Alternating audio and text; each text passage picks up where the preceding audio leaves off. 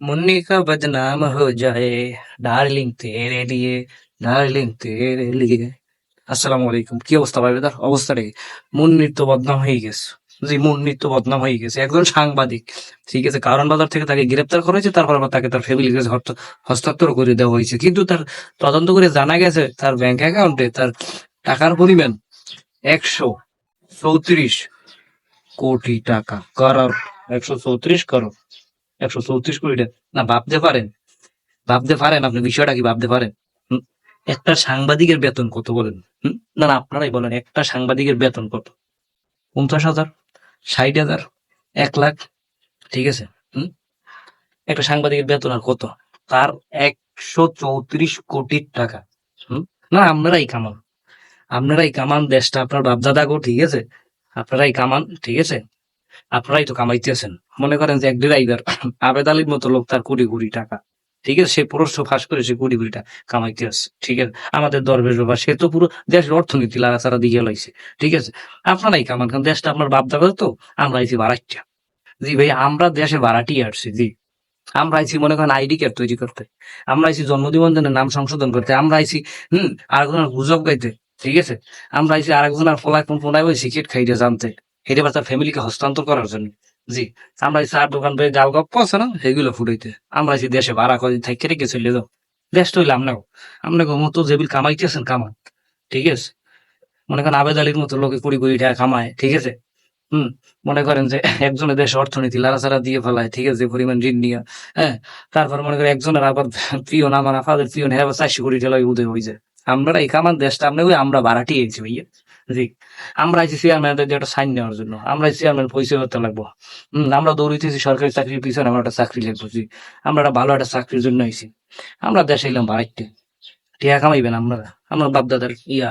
ঠিক আছে, কামান কামান আপনারা টাকা কামান। একটা সাংবাদিকের যদি মনে করেন যে 134 কোটি টাকা থাকে, ঠিক আছে, তাহলে বুঝেন তার ইনকামটা কি। হুম, আমরা এসে মনে করেন যে কি করতে, আপনারা নাটক ফাটক করবেন এগুলো দেখার জন্য, যে দর্শক হিসেবে আমরা আছি এই দেশে আমরা জন্মগ্রহণ করছি, এই দেশে আইছি বাড়াইতে হিসেবে, আর হলো দর্শক হিসেবে। যে আমরা দর্শক, আমরা হইলাম দর্শক ভাইয়া। জি, আমরা দর্শক। আপনারা এই যে নাটক লীলা খেলাগুলো করতেছেন, আমরা এগুলো দেখবো। ঠিক আছে, আর আপনাদের ভিউ হইবে, এটা দেখার জন্য আমরা আসছি।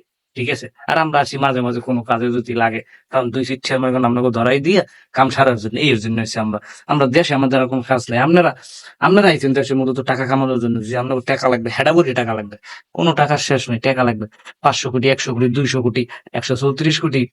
ঠিক আছে, আপনারা আইছেন টাকা কামাইতে, আর আমরা আইছি মনে করেন যে এই যে আপনারা লঙ্গলিয়া যেগুলো করতেছেন এগুলো দেখার জন্য। ঠিক আছে, আমরা দেশ হইলাম বারাইটে ভাইয়া। যে আপনি আমি বারাইটে, আবেদ আলীর মতো লোক যদি মনে করেন যে কোটি কোটি টাকা কামায়, তা আমি দেশে কিসের জন্য আছি বলেন?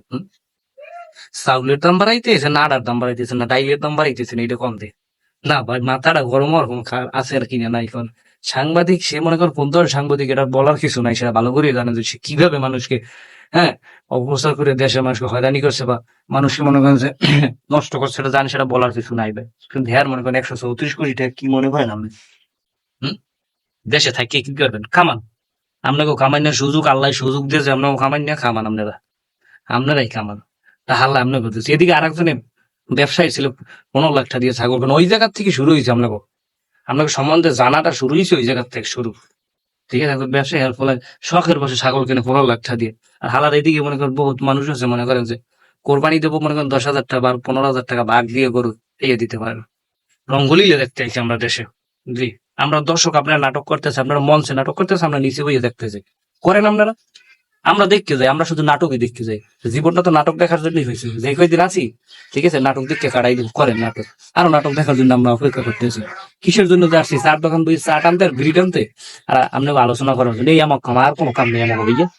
করেন, আমরা নাটক করেন, আমরা দেখি।